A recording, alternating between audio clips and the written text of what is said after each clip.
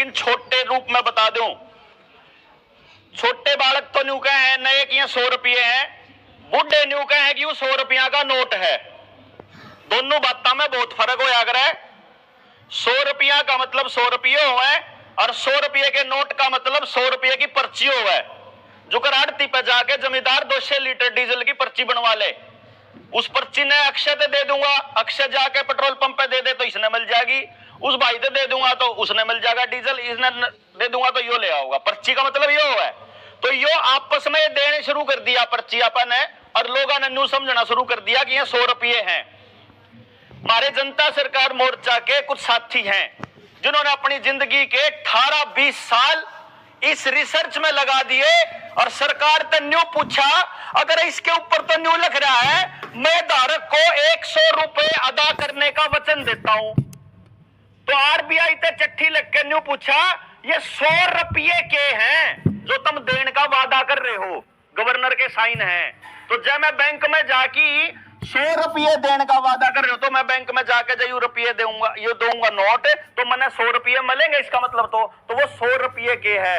आपने जान के हैरानी होगी कि सरकार के आधिकारिक दस्तावेज ये कहते हैं, आरटीआई के जरिए पता करा कानून के हिसाब से, कि 1 रुपया बराबर है 777 मिलीग्राम सोना।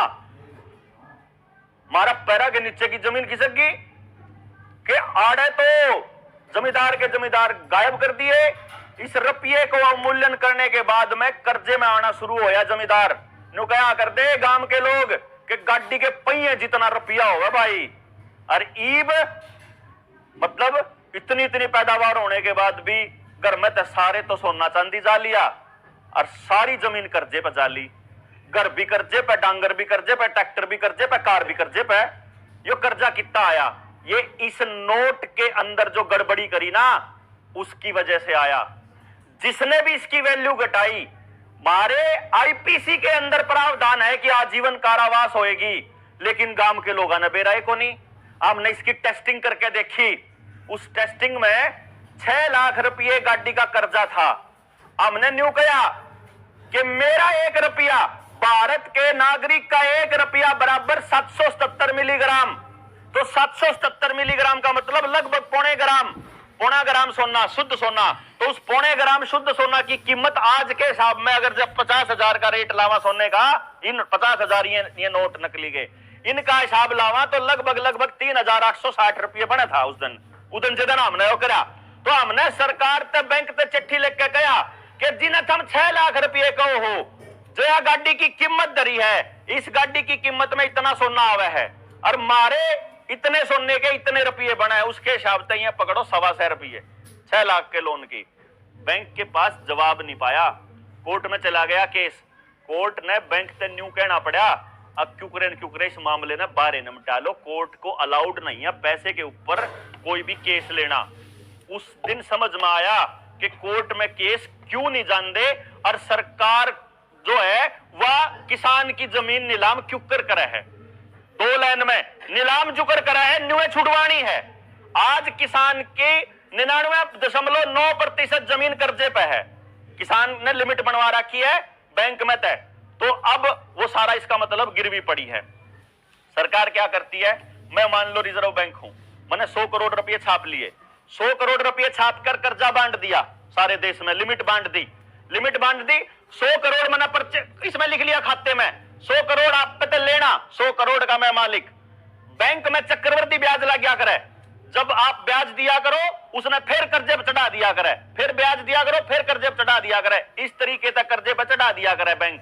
तो फिर क्या करा करे, बैंक का जो ये रेट है चक्रवर्ती ब्याज का लगभग 50% पड़ता है। जब किसी ने गाड़ी ले रखी हो, बाइक ले रखी हो तो हिसाब फड़ा लियो, लगभग 50% पड़ता है। ये 50% का मतलब ये है कि अगर मैंने 100 करोड़ रुपए साल के शुरू में बांटे थे, तो साल के खत्म होने पर मैं बई में लिखूंगा कितने, 150 करोड़।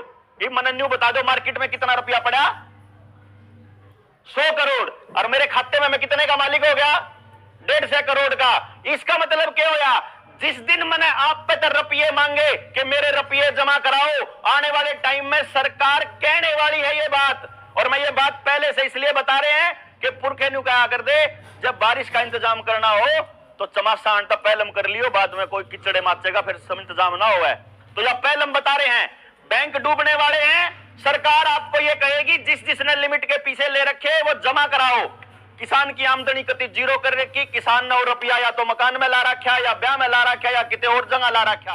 बालक के अगर नौकरी में ला रखा या उसकी दुकान में ला रखा तो दुकान बर्बाद हो चुकी है, किसान उसको पे नहीं कर पाएगा, पहली बात। तो दूसरा नंबर, जब मैंने 150 करोड़ का मालिक हूं, मैंने 150 करोड़ लेने हैं, लेकिन मार्केट में सिर्फ 100 करोड़ हैं, तो उड़े तो भाई पे तो लेने होंगे, तो चाचा पे तो लेने होंगे, तो चाचा के पूरे रुपये नहीं होंगे तो पड़ोसी पे तो जिसने लिमिट के पीछे ले रखे वो जमा कराओ। किसान की आमदनी कति जीरो कर रखी, किसान ने रुपया या तो मकान में ला रखा, या ब्याह में ला रखा, या कितने और जगह ला रखा। बालक के अगर नौकरी में ला रखा या उसकी दुकान में ला रखा तो दुकान बर्बाद हो चुकी है, किसान उसको पे नहीं कर पाएगा, पहली बात। तो दूसरा नंबर, जब मैंने 150 करोड़ का मालिक हूं, मैंने 150 करोड़ लेने हैं, लेकिन मार्केट में सिर्फ 100 करोड़ हैं, तो उड़े तो भाई पे तो लेने होंगे, तो चाचा पे तो लेने होंगे, तो चाचा के पूरे रुपये नहीं होंगे तो पड़ोसी पे तो लेके देगा, अगला पड़ोसी पे तो लेके देगा। जब तक 100 करोड़ मार्केट में है, 100 करोड़ तो मेरे द्वारा आ जाओगे, उस तक तो आ ही नहीं सकते ना, क्योंकि मैं है ही नहीं, वो तो ब्याज के रुपये हैं, हवा के रुपये हैं, तो आ तो नहीं सकते जी। अब दो रास्ते बचे, या तो जमींदार अर्र कर दे, जो अपना दिल्ली स्टाइल है, या फिर बैंक अपने पुलिस बल के साथ आके आपकी जमीन, मकान, गाड़ी, ट्रैक्टर को नीलाम करे। 50 करोड़ रुपया का सामान नीलाम होएगा या मरेंगे बैंक के, क्योंकि वो 50 करोड़ कितने नहीं है। समझ गया मेरी बात ने? इसका मतलब क्या है, अब आकर रुपया पता होना चाहिए, असली रुपया पता होना चाहिए। सरकार पे आरटीआई डाल के पूछा हमने, सरकार ने उसका जवाब दिया। मैंने पूछा असली रुपये कितने हैं, ब्याज के रुपये कितने हैं, हवा के रुपये कितने हैं। यही कारण है सरकार ब्याज के रुपये बढ़ाने पे लाग रही।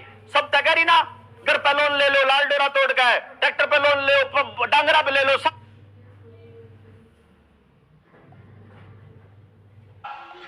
मैंने पूछा असली रुपये कितने हैं, ब्याज के रुपये कितने हैं, हवा के रुपये कितने हैं। यही कारण है सरकार ब्याज के रुपये बढ़ाने पे लाग रही। सब तय करी ना, घर पे लोन ले लो, लाल डोरा तोड़ गए, ट्रैक्टर पे लोन ले लो, डांगरा पे ले लो, सब क्या पे ले लो। अब क्या कर रही है सरकार ने हमारे को बताया कि देश की इकोनॉमी के अंदर, अर्थव्यवस्था के अंदर 1 रुपया असली है तो 9 रुपये हवा के हैं, ब्याज के। इसका मतलब क्या है कि अगर इस गांव के अंदर 1000 किले हैं और उन 1000 किले पे लिमिट बन रही है, तो मात्र 10%, मतलब केवल 100 किले के ही लायक रुपया है।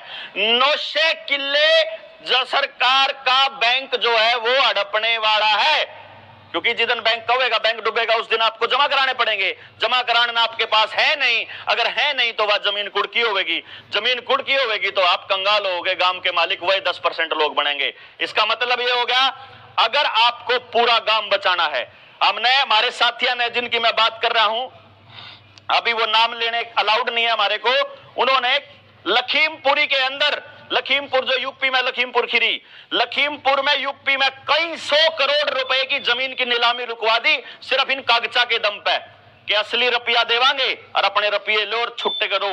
तो इसलिए इस जाल को समझना बड़ा जरूरी है। अगर आपके गांव में कोई ऐसा व्यक्ति हो जो कर्जदार हो और कर्जा चुकाने की हालत में ना हो, जिसका मकान, दुकान, ट्रैक्टर, कार गिरवी रख रखा हो और वो चुकाने की हालत में ना हो और उसका वो कुड़की होना हो, तो अक्षय भाई से संपर्क कर लियो।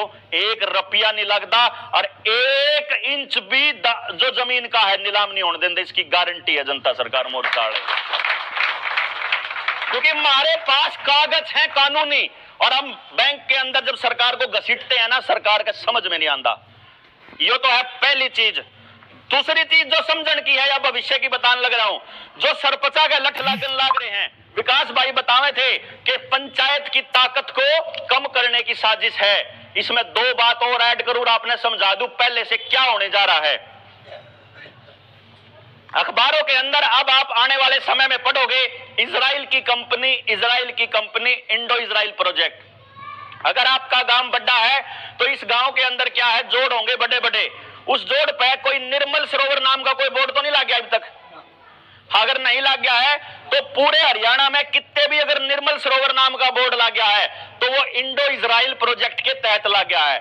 इंडो इजराइल प्रोजेक्ट के तहत क्या होगा, सरकार ये कहती है कि गांव के लोगों की औकात नहीं है अपना जोड़ संवारण की, ये इकट्ठे नहीं रहते, इसीलिए इनका जोड़ बेकार हो गया, तो अब कंपनी को देना पड़ेगा प्रोजेक्ट। अब वो कंपनी को प्रोजेक्ट सरपंच तो दे रहे नहीं, अब इजराइल की कंपनी तो प्रोजेक्ट सरपंच क्यों देने लग गया?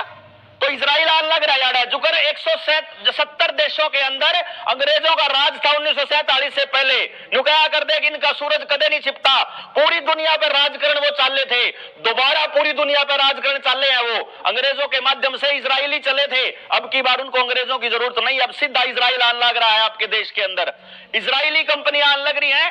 इंडो इजराइल प्रोजेक्ट के तहत वो क्या कहते हैं कि आपके जोड़ की सफाई हम करांगे, बढ़िया सफाई करांगे, 4 दीवारी सुतरी बनावांगे, बाहर इंटरलॉकिंग वाली टाइल लगाएंगे, सुतरी सुतरी घास लगावांगे, बुढ़ा खातर ओपन जिम बनावांगे, बढ़िया पेडे आवेंगे, ताश खेलन खातर तो हमने धूल में बैठने की जरूरत नहीं, सुतरी जगह आके बैठो, रोज सामने घूमो, तो गांव वाले कहेंगे भाई मौज होगी, भाई मौज होगी, अखबार में छपेगा, बड़ी बड़ी खबर छपेगी, बाकी के गांव भी कहेंगे मारे गांव में भी लाओ, मारे गांव में भी लाओ, मारे गांव में भी लाओ। इस प्रोसेस में साल 2 साल लग जाएंगे और हर गांव में इजरायली कंपनी ई टेंडरिंग के जरिए इजराइल की कंपनी जब एंटर कर जाएगी 50% से ज्यादा गांव में, उस टाइम पे सरकार एक और फरमान जारी करेगी कि जैसे सड़क बनाने वाली कंपनी को ही टोल वसूलने का ठेका दे दिया जाता है कि अपना खर्चा पूरा करने के लिए टोल वसूल लो, कम पूरा प्रोजेक्ट तैयार है स्क्रिप्ट, और उसके बाद को कहेगी कि अच्छा कोई बात नहीं, आप यहां कमाई कर सकते हो, आप यहां मछली पालन कर सकते हो, झींगा पालन कर सकते हो। 4 साल पहले की स्कीम है दिल्ली के अंदर, बड़े होटल में, 5 स्टार होटल में, मैं क्यों मसूरी करूं होटल की, उस होटल में पूरी षड्यंत्र रचा गया था ये झींगा पालन का कि गांव गांव में झींगा पालन चालू करना है। और नेक्स्ट प्रोजेक्ट क्या है, जब झींगा और मछली पालन हो जाएगा तो वहीं पर उसको खाने के लिए एक रेस्टोरेंट भी बना दिया जाएगा, क्योंकि वो टूरिस्ट प्लेस बन चुका होगा, और वो रेस्टोरेंट जब खाएगा, मछली खाएंगे तो उनको दारू भी पीनी पड़ेगी, तो एक अहाता भी खोल दिया जाएगा। अब दारू पिएंगे तो डांस भी करना होगा, तो डीजे के लिए लाइटें भी लगा दी जाएंगी और ब्लो फ्लोर बना दिया जाएगा और बहुत अच्छा गांव का माहौल बना दिया जाएगा। और जब दारू पी के, मच्छी खा के और चिकन खा के, झींगा खा के, डांस करके जब थक जाएंगे तो उनको ऐशो आराम करने के लिए कमरों की जरूरत पड़ेगी, तो वहां पर छोटा सा एक रेस्ट हाउस भी बना दिया जाएगा ताकि आपके गांव को रंडी खाना बना दिया जाए। ये प्लानिंग चल रही है गेम की, पूरे गांव की कल्चर को न्यून पलटन का खेल चल रहा है। यो ई टेंडरिंग का मामला नहीं है, सरपंचा की कड़लान का मामला नहीं है, सरपंचा की पावर घटाने का मामला नहीं है, बाहर की कंपनियों को गांव की एक एक चीज देने का मामला है। जिस टाइम पे आप लोग और आपके बुढ़े वहां बॉर्डर के ऊपर 13 महीने बैठे थे 3 कृषि कानूनों को बचाने के लिए, वापस करवाने के लिए, उस टाइम पे पीछे तय सरपंचा की मदद से और स्कूल के मास्टरों की मदद से आपके स्कूल की जमीन, आपकी शामलात की जमीन, आपके जोड़ की जमीन, आपकी बणी की जमीन और आपकी सड़क और आपकी पंचायत घर और जितने भी सचिवालय, जितनी सरकारी और पंचायती जमीन थी, सरकारी नहीं सॉरी सामूहिक और पंचायती जमीन थी, वह सरकार ने अपने नाम कर ली। यू लाल डोरा तोड़न का खेल इस पंचायती जमीन को और गांव की जमीन को अपने नामकरण का था।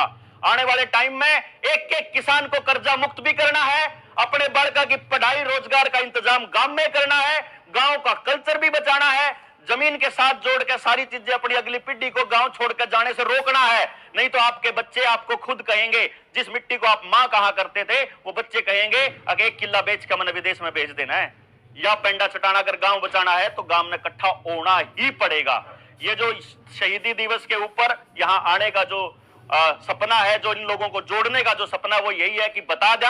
और हमने एक चीज निर्णय लिया है, जिस दिन इस देश के अंदर 1 लाख लोग इस रुपये के खेल को समझने वाले हो जाएंगे, रुपये को समझने वाले, ये जितने युवा हैं जिन्हें समझना हो बता दियो भाई, फोन नंबर अक्षय पे है मेरा, बता उस पर मैसेज करके आप पूछ लियो कि बार रुपये वाली किताब दे दो, हमने रुपये का इतिहास बोल भी देता हूं वीडियो के लिए 95 18 17 0000। इस वीडियो पे, इस मैसेज पे व्हाट्सएप पे करके मेरे पे रुपये के इतिहास वाली किताब मांग लियो तो आपको पता चलेगा कि भारत को सोने की चिड़िया क्यों कहते थे। जो इंग्लैंड का जो रुपया चाल्या करता और भारत जब आजाद हुआ और भारत को यह कहा कि अब तुम अपना रुपया चला लो, तो इंग्लैंड वाले अपना रुपया ले गए, लेकिन अपने रुपये की गेला एक चीज और ले गए, जो बुढ़े कहा कर दे कि सरकार जितना रुपया छाप्या करे उसके बराबर में सोना दर लिया करे, है ना। बड़ा बालकन कौन बेरा या बात बड़ा न बेरा, वो कितना रुपया दर लिया कर है, वो रुपया 1 रुपये के बराबर 777 मिलीग्राम सोना था।